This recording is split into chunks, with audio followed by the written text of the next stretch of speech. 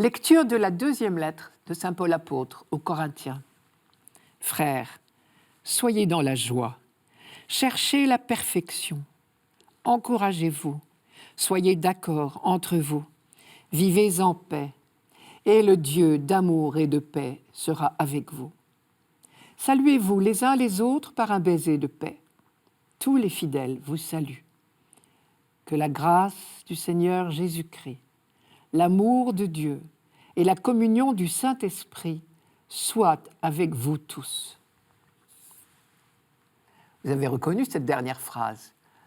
Je la dis comme nous l'entendons habituellement. La grâce de Jésus, notre Seigneur, l'amour de Dieu le Père et la communion de l'Esprit Saint soient toujours avec vous. C'est la première phrase du célébrant à la messe, bien souvent.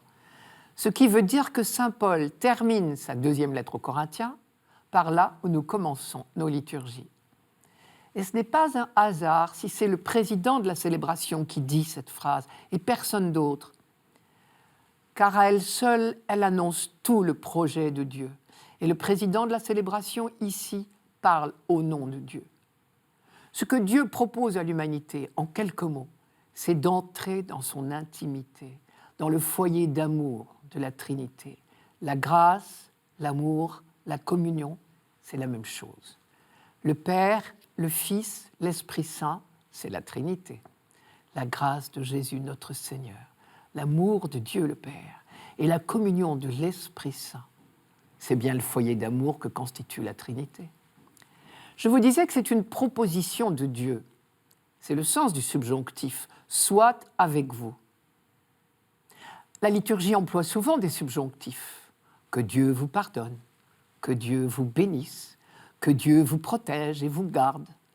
Le Seigneur soit avec vous. On n'envisage évidemment pas une minute que Dieu pourrait ne pas nous pardonner, ne pas nous bénir, ne pas nous protéger, nous garder, ne pas être avec nous.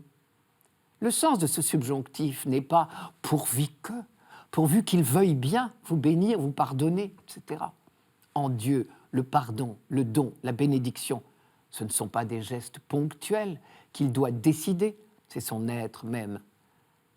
Mais pourtant, un subjonctif en français signifie toujours un souhait. Seulement ce souhait ici, c'est nous qu'il concerne. Ce subjonctif dit notre liberté. Nous sommes toujours libres de ne pas entrer dans la bénédiction et le pardon de Dieu. On dit souvent, l'homme propose, Dieu dispose. En réalité, je crois, moi, c'est tout le contraire. Dieu nous propose en permanence son dessein bienveillant, son alliance.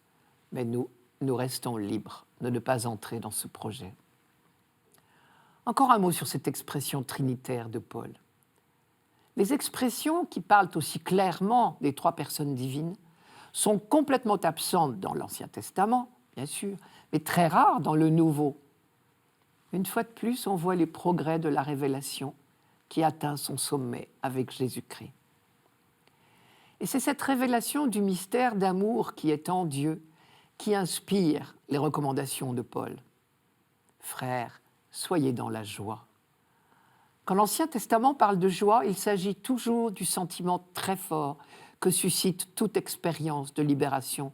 On pourrait presque remplacer le mot joie par exultation de la libération. Isaïe, par exemple, annonçant la fin d'une guerre, proclame « Ils se réjouissent devant toi, comme on se réjouit à la moisson. » Car le joug qui pesait sur lui, sur le peuple, le bâton sur son épaule, le fouet du chef de corvée, tu les as brisés. Plus tard, c'est le retour d'exil que le prophète annonce comme une grande joie. Ils reviendront, ceux que le Seigneur a rachetés. Ils arriveront à Sion, Jérusalem, avec des cris de joie. Sur leur visage, une joie sans limite. Allégresse et joie viendront à leur rencontre. Tristesse et plainte s'enfuiront. Et ces expériences de libération ne sont qu'une pâle image de la libération définitive promise à l'humanité. Voici que je vais créer des cieux nouveaux et une terre nouvelle. Ainsi, le passé ne sera plus rappelé. Il ne remontera plus jusqu'au secret du cœur. Au contraire, c'est un enthousiasme et une exultation perpétuelle que je vais créer. C'est encore Isaïe, mais au chapitre 65 cette fois. La joie était considéré dans l'Ancien Testament comme la caractéristique du salut qui s'instaurera à la fin des temps.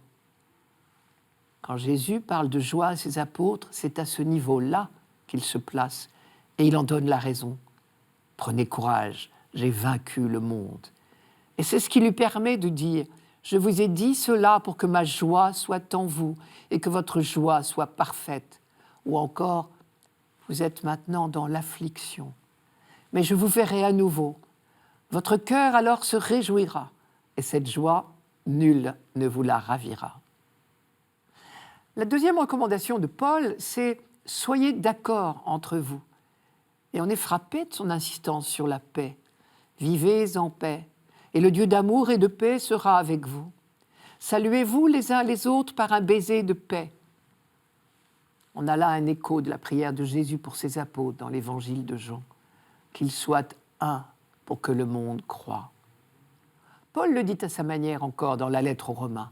« Que le Dieu de la persévérance et de la consolation vous donne d'être bien d'accord entre vous, comme le veut Jésus-Christ, afin que d'un même cœur et d'une seule voix, vous rendiez gloire à Dieu le Père de notre Seigneur Jésus-Christ. » Cet accord se manifeste liturgiquement dans le baiser de paix, car la formule « Saluez-vous les uns les autres par le baiser de paix » que l'on retrouve plusieurs fois dans des lettres de Paul, vise ce geste liturgique qui existait déjà de son temps.